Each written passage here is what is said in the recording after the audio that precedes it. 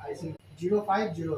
तो फ्रेंड जैसा कि ठीक है, आप में देख तो सकते हैं यहाँ आप पे अभी आपका सर यहाँ पे डायग्राम पे अंदर ये समझा रहे हैं जो आपका लाइन मोबाइल कहाँ चला है, IC मोबाइल के का जो डायग्राम होता है, अंदर। जैसे कि देख ठीक है, सकते हैं ये अब मोबाइल IC के रिपेयरिंग अंदर हो रहा यहाँ है। पे क्या लिखा है, VBAT।